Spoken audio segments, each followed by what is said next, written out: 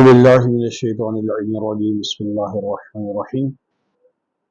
قال الله سبحانه في القرآن الكريم بسم الله الرحمن الرحيم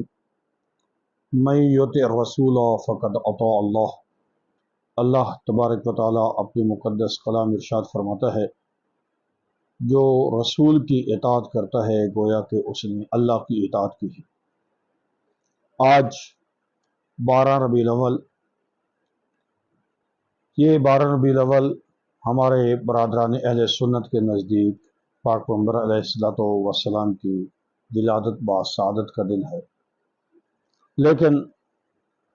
ہماری صحیح روایات کے مطابق 17 ربیع الاول اور عام الفیل والا سال، یعنی جس سال ابرہہ نے خانہ کعبہ پر ہاتھیوں پر چڑھ کر حملہ کیا تھا اور اللہ تعالیٰ نے اس کے ہاتھیوں کو ابابیل کے ذریعے سے تباہ و برباد کیا، ہلاک کر دیا، اسی سال حضرت رسول خدا صلی اللہ علیہ وآلہ وسلم کی ولادت بسعادت ہوئی۔ حضرت کے ولادت بسعادت کی رات ہی بہت سارے معجزات ظاہر ہوئے۔ دنیا کے جس کونے میں بھی کوئی بت پڑا تھا وہ منہ کے بل گر پڑا، اسی طرح بادشاہوں کے تاج ان کے سروں سے گر پڑے، اور وہ ایران کا آتش کدہ کہ جہاں پر 1000 سال سے آگ نہیں بجھی تھی وہ آگ بجھ گئی۔ دریائے نیل میں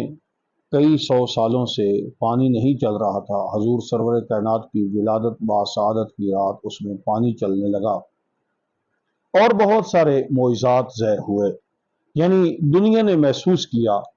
کہ باطل کے ساتھ ٹکرانے والی، باطل کو ختم کرنے والی کوئی قوت اللہ تعالیٰ نے اس رات کو بھیج دی ہے۔ تو بہرحال یقیناً ایسا ہی ہوا کہ حضور سرور کائنات صلی اللہ علیہ وآلہ وسلم نے اپنے اس 63 سالہ زندگی میں 40 سال تک حضرت نے خاموش تبلیغ کی ہے، یعنی اپنے کردار کے ذریعے سے تبلیغ کی ہے۔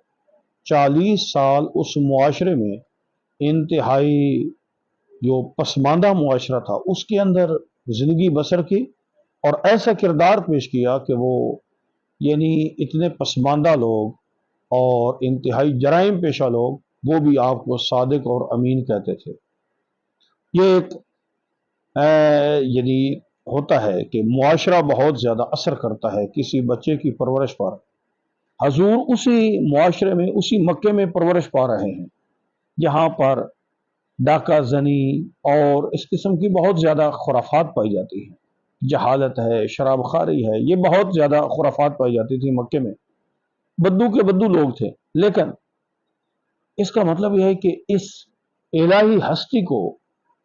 اللہ تعالیٰ کی طرف سے ایک خاص پرورش حاصل ہوئی، اور اس الہی پرورش کے سائے میں حضرت پروان چڑھ رہے تھے۔ اور میں کہتا ہوں حضرت ابو طالب کا گھرانہ یہ کوئی اتنا عظیم گھرانہ تھا کہ اس گھرانے میں جس نے بھی پرورش پائی ہے اور حضرت ابو طالب کے زیر سایہ زندگی بسر کی ہے، وہ یقیناً ایسے مقام و مرتبہ پر فائز ہوا ہے۔ حضرت امیر المومنین علیہ السلام خطبہ قاسم ارشاد فرماتے ہیں کہ حضرت ابھی تک انہوں نے دودھ ہی ماں کا چھوڑا تھا تو خالق کائنات نے ایک فرشتہ ان کے ساتھ مقرر کر دیا، یعنی حضرت کو اللہ کی خصوصی عنایت اور خصوصی ہدایت حاصل تھی، جس کی وجہ سے ایک نبی کا کردار بنتا ہے۔ ایسے ہی حضرت نے بچپنے میں ہی اپنا ایک کردار پیش کیا۔ حضرت امیر المومنین علی ابن ابی طالب علیہ السلام ایک حدیث مبارکہ میں ارشاد فرماتے ہیں کہ کان رسول اللہ صلی اللہ علیہ وآلہ وسلم ما برا اللہ نسمتا خیرا من محمد صلی اللہ علیہ وسلم۔ حضرت علی علیہ السلام ارشاد فرماتے ہیں کہ حضرت رسول خدا سے اللہ نے کوئی مخلوق بہتر پیدا کی ہی نہیں ہے، پوری مخلوق سے افضل ترین ہستی اللہ نے پیدا کی ہے تو وہ رسول خدا کو پیدا کیا ہے۔ اسی طریقے سے دوسری حدیث حضرت امام صادق علیہ السلام ارشاد فرماتے ہیں کان رسول اللہ سیدہ ولد آدم، حضرت آدم پوری بشریت کے سردار ہیں۔ فقال، حضرت نے ارشاد فرمایا قان واللہ سید من خلق اللہ وما برا اللہ بریتا خیرا من محمد، اللہ تعالیٰ نے اپنی مخلوق میں سے پاک پیغمبر علیہ الصلوۃ والسلام سے افضل کسی کو پیدا ہی نہیں کیا۔